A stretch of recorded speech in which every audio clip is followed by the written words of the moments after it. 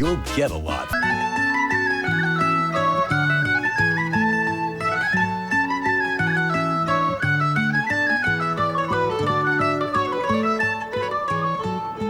You probably just noticed the Da Vinci Code there in the top 5, still number 5, and after 2 years, nothing's been able to stop the juggernaut that is the Da Vinci Code.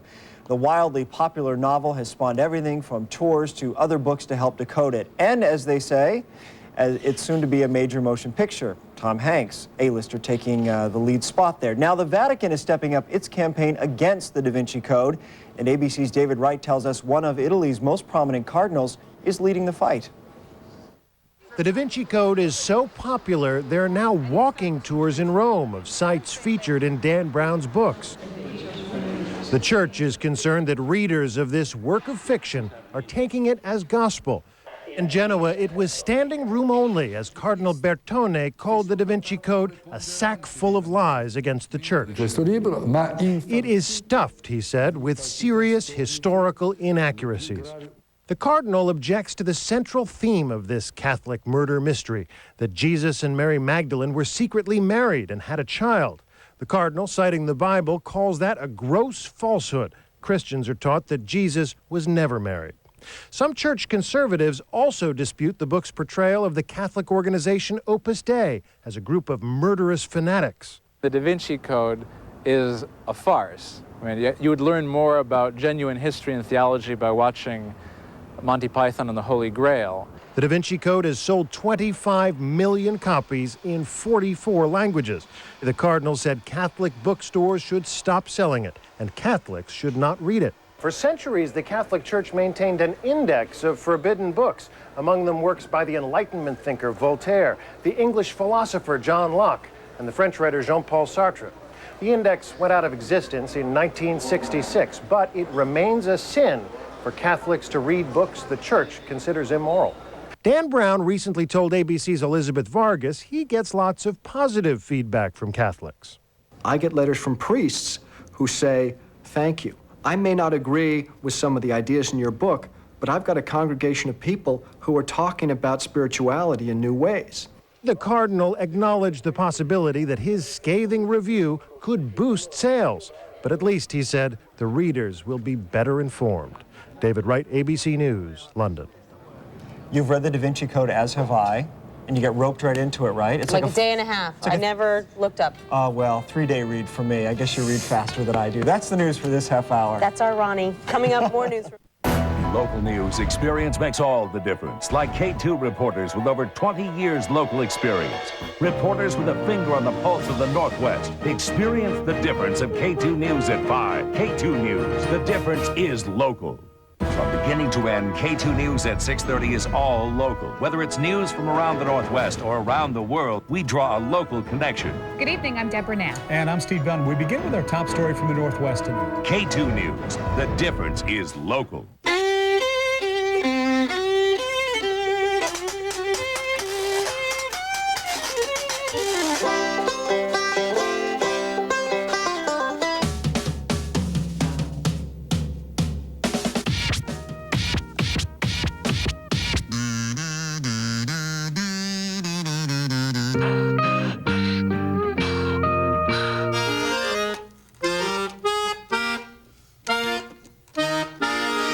Finding the furniture you want and being able to afford it, now that's when you're feeling lucky. At Furniture Row's St. Patrick's Day Savings Event, you'll get a lot more furniture for a whole lot less green. That's because Furniture Row Outlet has incredible furniture at incredible prices. And we're offering no interest until 2007, plus no payments for the first year. That's on top of our 200% guaranteed lowest price pledge. Hurry in and save big green during Furniture Row's St. Patrick's Day Savings Event in Salem. March is here, and at Vancouver Ford, that can only mean one thing: March Mayhem! Score big time when you save thousands during Truck Month. Get 05 Rangers, not $20,000, just $10,988. Finance with Ford Credit, and take another grand off the price. A Ranger for just $98.88. 05 F-150s, just $16,988. Save over $5,000. Only Vancouver Ford can give you a mayhem of savings like this. March Mayhem at Vancouver Ford. Get the edge, the inside edge from Vancouver Ford. K2 News, the difference is local. It's Thursday morning morning, and some of the biggest names in baseball field questions on Capitol Hill today. From ABC News World Headquarters in New York, this is World News Now. Good morning from New York. I'm Nancy Weiner, in for Heather Cabot. How are you, Nancy? It's good to see you. Yeah, same to you. That's right. It is today. We get the early part of it here. We'll celebrate early. Hi, everyone. I'm Ron Corning. Also ahead this half hour. Now that Scott Peterson has been sentenced to death, the men and women who built the case against him speak out. And selling an agenda. Where is the line between news and propaganda? Some baseball all-stars and record holders will be on Capitol Hill today as Congress asks serious questions about baseball's crackdown on steroid use. Despite protests in the past few days, some heavy hitters will show up. ABC's David Curley is in Washington with more. David, who's going to be there? A bunch of them, including Mark McGuire and others. Members of Congress got their first look at baseball's new written policy to deal with steroid use yesterday, and many feel betrayed by what they've seen now and what the major leagues have been saying over the past several weeks. So expect some big names and some big questions today. A handful of players are leaving the baseball diamonds of spring training today for the marbled halls of Congress. Record holder Mark McGuire will be there. And in his opening statement, Rafael Palmeiro will tell Congress that despite allegations in a new book, he, quote, never used steroids, period. I don't know how to say it more clearly than that. Frank Thomas, who will testify by satellite, will also deny ever using steroids, and known for his stance against the performance-enhancing substances, will tell the committee parents should be sure their children are aware that steroids can be bad for their health. Having started this probe weeks ago, Congress has been told by the league and players' representatives that baseball's new policy is tough. First-time offenders will be suspended without pay for 10 days and will be publicly identified as violators of the steroid policy. In other words, they will be publicly identified as cheaters. But after getting a look at that policy yesterday, several members say that is a misrepresentation, that they've been misled by baseball on the severity of the penalties. For many, these hearings are less about the major leagues and baseball records. It's the message to young athletes. Rob Garibaldi was an excellent athlete, but small. Steroids helped him get big, but rage and depression grew as well. He was like a train that was just out of control, that was just, you know, that no one could stop. And we just kept on going all the way up till the day he finally killed himself.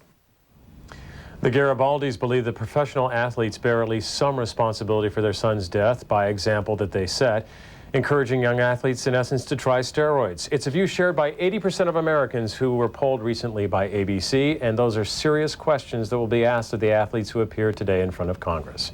Nancy? Should be a very interesting day on Capitol Hill. David Curley, thank you. President Bush will be celebrating this St. Patrick's Day lunching with lawmakers on Capitol Hill. He's hoping for some luck of the Irish as he pushes his plan to make over Social Security, which includes establishing private investment accounts. But the president also wants Congress to start sharing ideas to move the reform process forward. I urge members to start talking about how we're going to permanently fix Social Security. Members, I hope, would not talk about a Band-Aid solution, but I think it's important for them to talk about a permanent fix, something that will last forever. The president, meantime, has tapped Defense Secretary Paul Wolfowitz to head up the World Bank. Wolfowitz is a controversial choice, especially among some anti-war European leaders.